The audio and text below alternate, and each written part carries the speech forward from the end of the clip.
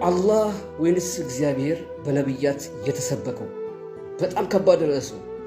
ይህ ርዕስ ከባድ ስለሆነ አስቀድሜ የሚፈጠረውን ልንገራችሁ። አእምሮዬ የነገረኝ እባካችሁ ሁላችሁ ኮፒ ሊንክ ሼር አድርጉ። ምክንያቱም መብረቁ ቀድሞ ተናግሮ ነበር ትላላችሁ። አመሰግናለሁ። በዚህ ከባድ በሆነ ርዕስ የሚፈጠረው በመድረክ አለመግባባትና እንዲሁም አላስፈላጊ በሆኑ ከርዕሱ ውጭ በሆኑ ንግግሮች ውይይቱ ሳይቋጭ ይበተናሉ ማለት ነው። አንዱ የአንዱን ሰዓት ለመሻማት ይሞክራል። ምክንያቱም ይህ ርዕስ ማስረጃ ሊኖረው የሚችለው ከአንድ ወገን ብቻ ነው፣ 100%። ከዚህ አንጻር ሽንፈትን ላለመቀበልና ላለመረታት ሲባል የሚደረጉ የሆኑ አላስፈላጊ የሆኑ ነገሮች አሉ። አንደኛው አንዱ የአንዱን ሰዓት መሻማት ሲሆን፣ ሁለተኛው ደግሞ አስፈላጊ ያልሆኑ አታክ የሚያደርጉ ፐርሰናሊ እንዲሁም ደግሞ ከርዕሱ ውጭ የሆኑ አጸያፊ ንግግሮችን የሚናገሩ ግለሰቦች ይኖራሉ። ያን የሚያደርጉ ካሉ ያ ሰው ውሸታም ነው ማለት ነው። አታክ የሚያደርግ እንዲሁም የሚረብሸው አካል ስለ ሃይማኖቱ ጥልቅ እውቀት የለውም ማለት ነው፣ ወይንም ደግሞ በእምነቱ አይተማመንም ማለት ነው። ስለዚህ መንቃት አለባችሁ። ይህ እንደሚፈጠር አስቀድሜ እየነገርኳችሁ ነው። የቅድመ ትንበያ ነው ጋይስ፣ እና እባካችሁ አድርሱልኝ። በጆኒ ቤት እፎይ ሰኞ ማታ 3 ሰዓት ዲቤት ጠርተዋል፣ እንዳትቀር።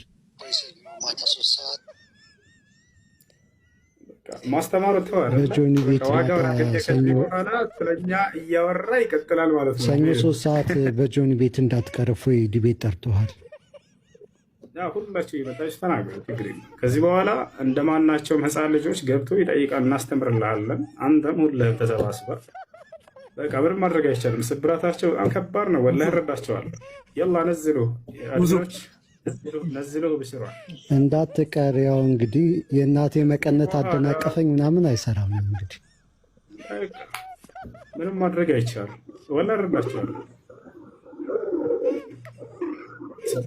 አንድ ቤት አድርገው ተባነነበት። 10 ኡስታዞች ሆናችሁ ብትመጡ እቀብራችኋለሁ ምናምን ባነኑበት። ክርስቲያኖች ራሱ 10 አይደለንም። አንተም ያም አብሮህ ስታንጓጥጡ የነበራችሁት ሁለታችሁም ኑ። ልክ እንዲሁ ደግሞ ሁለቱ ነው እዚህ ይጠብቋችሁ። ሌላ አልተባላችሁም። 10 ምናምን ነው። ለ10 አያስፈልግም። አላህ ነው ስታ ያን ስብራታቸው እየመጡ እዚህ እንደገና እና እኛ ከዚህ በኋላ በቃ እናስተናግዳቸዋለን። መታች ጠይቁ።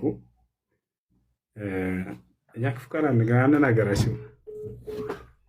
መጣቸው ራሳቸው እንደዚህ ባታወሱ ኖሮም ትዝ አትሉኝም። ወረበል ከዕባ ለካ አጀንዳ ሆነንባቸዋል። ሰው ነው የማይቋረጥ አጀንዳ ነው የሚሆነው ከዚህ በኋላ የሙስሊሞች ጉዳይ ከባድ ነው። ውይይቱ በአካል ይሁን የኢትዮጵያ ሕዝብ በተሰበሰበበት አዲስ አበባ ላይ በፈለገበት ቤተክርስቲያን ሆነ እኔ እሄዳለሁ። አያደርስለት። እሺ ኢትዮጵያ ነው ያለሁት። በአካል መጥቶ በተለይ ቢሆን እንዳውም ይሄ ነው የሚሻለው። ህዝብ እያለ አባቶቹ ቢኖሩ ገብተዋል አይደል? አባቶች ካሉ ክፉ ቃል ለመናገር ሁላችንም እናፍራለን። እኔ ኡስታዝ ካለ ከበላይ፣ አንተ ከበላይ የምታከብረው ሰው ካለ ይሄ የብልግና ቃል ለመናገር ታፍራለህ አይደል? ያ ነው ለመናገር። ስለዚህ ቀጥታ እንደዚህ በሉትና በስነ ስርዓት ፊት ለፊት ሂድና አቅርብለት። ወደ በመስኮትና በእንትን እየሄድክ በሰዎች በኩል እንትናት ብለን አትሸውረን። ሂድና ፊት ለፊት አውራው በለው።